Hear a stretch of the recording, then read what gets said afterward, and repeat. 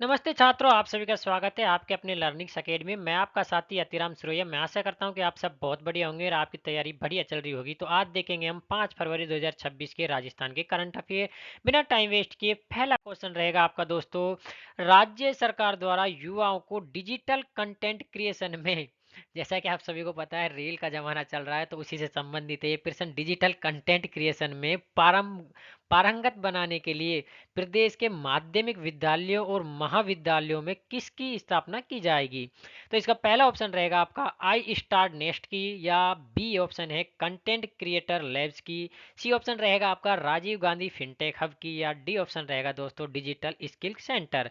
तो इसका सही आंसर बताना है आपका दोस्तों। इसका सही आंसर रहेगा आपका बी ऑप्शन, यानी कि कंटेंट क्रिएटर लैब्स की। दोस्तों याद रखना, डिजिटल जमाने का डिजिटल क्वेश्चन है और पहला अपना राजस्थान है इसमें, है ना।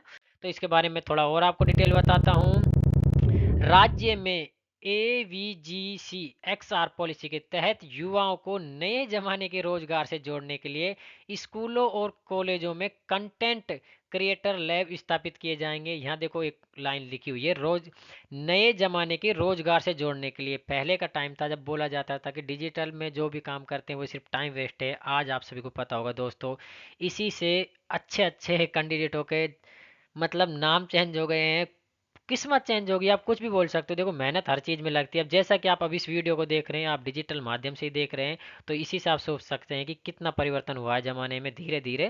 अब इसके बारे में थोड़ी और डिटेल देखते हैं दोस्तों। जो AVGC है, इसका पूरा नाम देख लिए दोस्तों।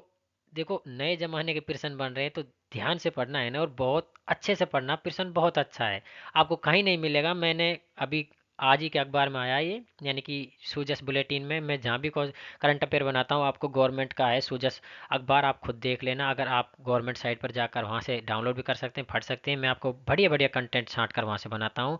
तो इसका फुल फॉर्म देखिए दोस्तों, animation visual effect gaming and comics, यानी कि महत्व है। राजस्थान देश के उन चुनिंदा राज्यों में से है जिसने अपनी खुद की AVGC पॉलिसी लागू की है। अब देखेंगे नेक्स्ट क्वेश्चन। नेक्स्ट क्वेश्चन रहेगा अपना, केंद्रीय बजट 2026-27 में सोलर ग्लास मैन्युफैक्चरिंग में उपयोग होने वाले किस पदार्थ को कस्टम ड्यूटी से छूट दी गई है, जिससे राजस्थान के सौर उद्योग को लाभ मिलेगा? जैसा कि आप सभी को पता होगा, सौर उद्योग में सबसे उद्यम मतलब अग्रणी हमारे राजस्थान है। इसलिए आपसे यहाँ पूछा गया है कौन सा पदार्थ है जो सौर पैनल के बनाने में काम आता है, उसको कस्टम ड्यूटी से फ्री रखा गया है। तो इसका पहला ऑप्शन रहेगा आपका सिलिकॉन वेफर्स है, या बी ऑप्शन है आपका सोडियम एंटीमोनेट है, या सी ऑप्शन है आपका लिथियम साल्ट, ये जैसा कि आप सबको पता है बैटरी के काम में आता है, और आपका डी ऑप्शन है कोबाल्ट ऑक्साइड। तो इसका सही आंसर रहेगा दोस्तों आपका बी ऑप्शन, यानी कि सोडियम एंटीमोनेट। इसके बारे में थोड़ी और जानकारी देख लीजिए। बजट में सोडियम एंटीमोनेट पर सीमा शुल्क में छूट दी गई है। चूंकि राजस्थान सौर ऊर्जा का हब है, इसलिए यहाँ सौर पैनल और ग्लास निर्माण की लागत कम होगी। जो पहले थोड़ी महंगी थी वो अब सस्ती हो जाएगी, क्योंकि कस्टम ड्यूटी छोड़ दी गई है दोस्तों।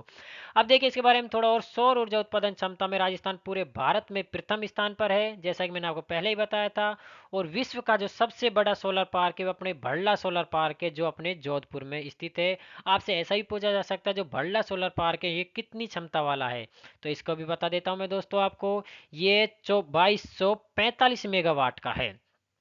अब देखेंगे नेक्स्ट क्वेश्चन। नेक्स्ट क्वेश्चन रहेगा आपका तीसरा, हाल ही में राज्य के किन दो स्थलों पर चल रहे कैंप्स कोर्ट्स को नियमित अतिरिक्त जिला एवं सेशन न्यायालय में क्रमोन्वित किया गया है?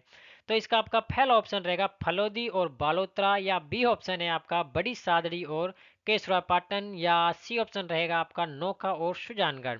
डी ऑप्शन देखिए दोस्तों, नीम का थाना या कोटपुतली। तो इसका सही आंसर रहेगा दोस्तों आपका बी, यानी कि बड़ी सादड़ी और केसरापाटन। इसके बारे में और डिटेल देखिए। इनकी बड़ी सादड़ी जो चित्तौड़गढ़ में पड़ता है, और केसरापाटन जो बूंदी में संचालित है। यहाँ पहले अस्थायी कोर्ट थे, जिनको अब स्थायी यानी कि नियमित कोर्ट बना दिया गया है। केसरापाटन बूंदी यहाँ राजस्थान की पहली सहकारी चीनी मिल स्थापित हुई थी, जो 1965 में स्थापित की गई थी दोस्तों। और यहाँ केसरा राय जी का मंदिर भी स्थित है। कहाँ पर? केसराय पाटन बूंदी में। और बड़ी सातली जो चित्तौड़गढ़ में स्थित है, मेवाड़ का क्षेत्र एक ऐतिहासिक कस्बा है। अब देखेंगे नेक्स्ट क्वेश्चन। नेक्स्ट क्वेश्चन रहेगा आपका, राज्य सरकार ने प्रशासनिक सुदृढ़ीकरण के तहत हाल ही में कितनी नई जिला परिषदों और नई जिला परिषदों का गठन किया गया है? तो इसका पहला ऑप्शन है आपका सी, सॉरी दोस्तों, 3, या बी ऑप्शन है 5, या सी ऑप्शन रहेगा 8, या डी ऑप्शन है 10। दोस्तों जब मैं आपको ऑप्शन बताता हूं तो एक ऑप्शन आप जरूर कम ओके आप करो, मतलब सजेस्ट की, जिससे आपको पता लगे कि आपने गलत बताया सही, जिससे मैं आंसर बताऊं तो आप मिलान भी कर सकते हैं कि शायद आपका तुक्का सही था या गलत था, जिससे कि आपको 2 बार क्वेश्चन को ढंग से देखने का मौका मिलता है और आपका प्रश्न ज़्यादा बेहतर तरीके से याद होता है। तो इसका सही आंसर रहेगा आपका सी। जैसा कि आप सभी को पता है, अभी अपने नई पंचायतें, ग्राम पंचायतें और पंचायत समितियां बनाई हैं, तो इसमें अपने मुख्यमंत्री जी भजन लाल जी ने बताया था कि 8 तो अपने नई जिला परिषदें बनाई गई है और 94 नई पंचायत समितियां बनाई गई है और 3467 नई ग्राम पंचायतें सर्जित की गई है दोस्तों। और जो अभी, जैसा कि आप सभी को पता है, जैसा कि हाई कोर्ट ने कहा था कि अप्रैल के मध्य तक अपने पंचायतों के चुनाव करा देने चाहिए, इसके लिए जो अभी आज के न्यूज थी उसमें दिया गया था कि 2900 सीट हैं जो ग्राम पंचायतों की, यानी कि जो सरपंच के चुनाव होंगे उनके लिए, ये ओबीसी के लिए रिजर्व की गई है।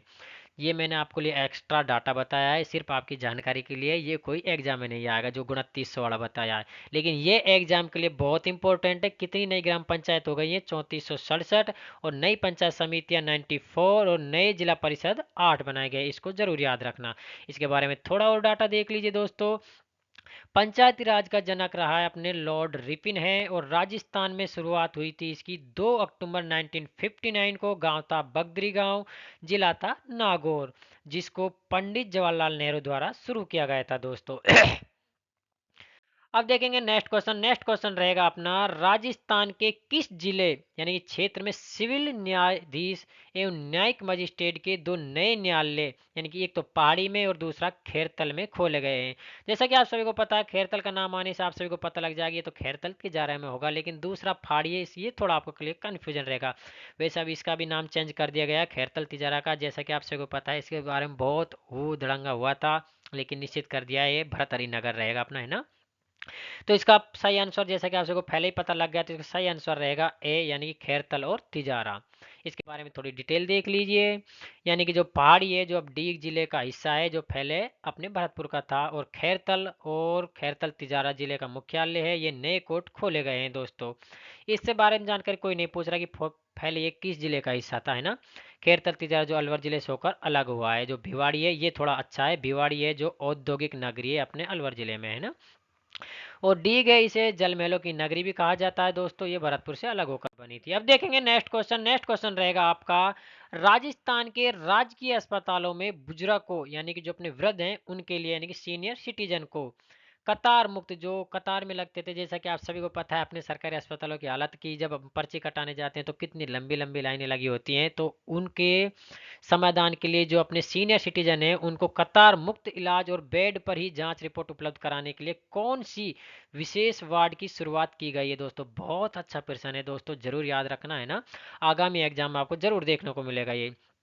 तो इसका पहला ऑप्शन रहेगा वरिष्ठ जन सेवा वार्ड है, या बी ऑप्शन है रामसराय वार्ड, या बी सी ऑप्शन रहेगा आपका बाबोसा वार्ड, या डी ऑप्शन है आपका आनंदम केयर वार्ड।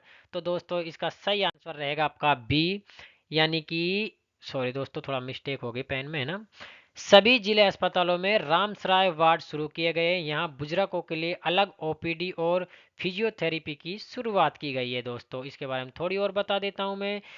जीरियोसाइड यानी कि चिकित्सा विज्ञान की वह शाखा है जो वृद्धावस्था और उससे जुड़े रोगों से संबंधित है दोस्तों, यानी कि शब्द लिया जाता है जीरियास्ट्रिक्स, उससे संबंधित इसका थोड़ा बताया गया क्या होता है ये।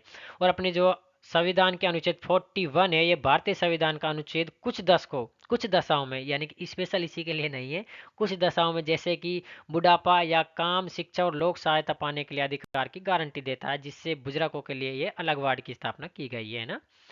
अब देखेंगे अपना नेक्स्ट क्वेश्चन। नेक्स्ट क्वेश्चन रहेगा अपना, अति पिछड़ा वर्ग यानी कि एमबीसी के छात्रों को उच्च गुणवत्ता वाली शिक्षा देने के लिए देवनारायण गुरुकुल योजना के तहत क्या प्रावधान किया गया है दोस्तों?